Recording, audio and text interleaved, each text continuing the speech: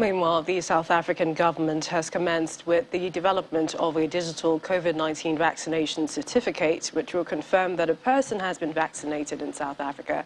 According to the health minister, the certificate will be available through a person's smartphone, which can then also be printed out. Professor Jeffrey Mphahlele is Deputy Vice Chancellor, Research and Innovation. He joins us from South Africa. Thank you for joining us on the program.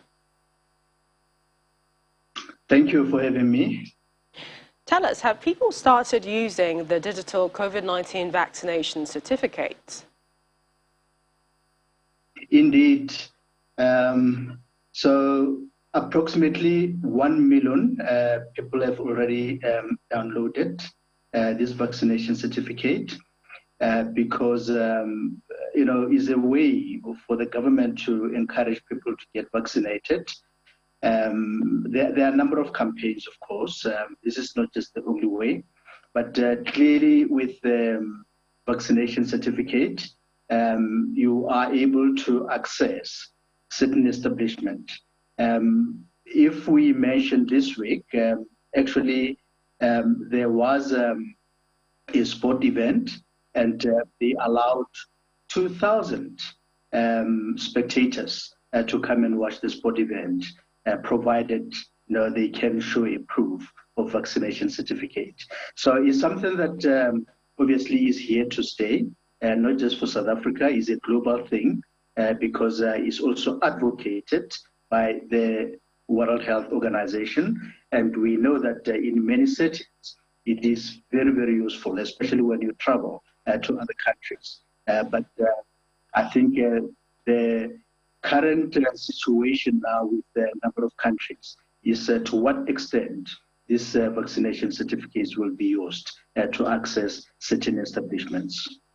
But it's quite interesting because recently, perhaps yesterday, African ministers' delegation gave their position, and this is that the proposal of imposing vaccine passports for air travelers for Africans, they say that it was tantamount to discrimination against certain groups of the population and violating the tenets of the Chicago Convention. What's your take on the arguments for and against? I think for travel, most likely some countries will require the proof of vaccination. It may be that regionally, the countries agree that there's no need to show that certificate. But certainly if you travel across continents, you will be required to show this vaccination certificate.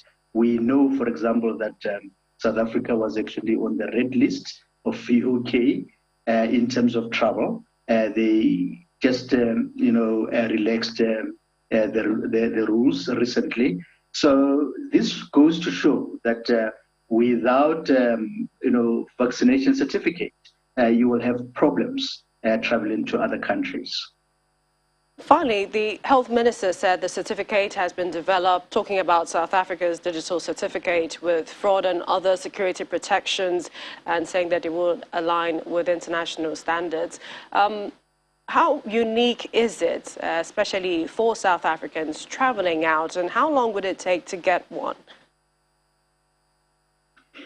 So it's actually easy to get the certificate as long as you have been vaccinated, fully vaccinated, I must say, because currently South Africa is using 2 vaccines, the Johnson & Johnson vaccine, which is single dose, and the Pfizer vaccine, which is 2 doses. If you are fully vaccinated and you have got a vaccination code, you just go to the website and download the certificate. Then the certificate has been designed according to, international standards, especially the WHO standard, and is recognized by a number of countries. And I think it's part of the reason UK had to relax its restriction for South Africans to travel to UK. So it is a certificate that should be accepted globally as far as. But looking at the number of vaccines that are available for Africa, is there enough for South Africans, especially to achieving herd immunity?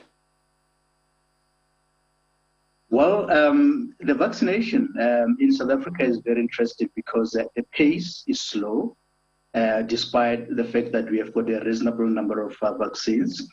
However, I like to believe that the issue of herd immunity is something that we initially thought it will happen for most countries, but there are a number of risks. And one of the important risks is the fact that, with the emergence of the variants, it could be that from time to time, we can't really achieve this goal of herd immunity. Because if we do get variants that are able to escape immunity that is elicited by the current vaccines, or immunity that is elicited by natural infection, obviously it means that the concept of herd immunity will remain an aspirational goal. We'd like to appreciate your time. Thank you so much, Professor Jeffrey Mphahlele, Deputy Vice-Chancellor, Research and Innovation. Thank you for sharing your expertise with us on the program. Welcome.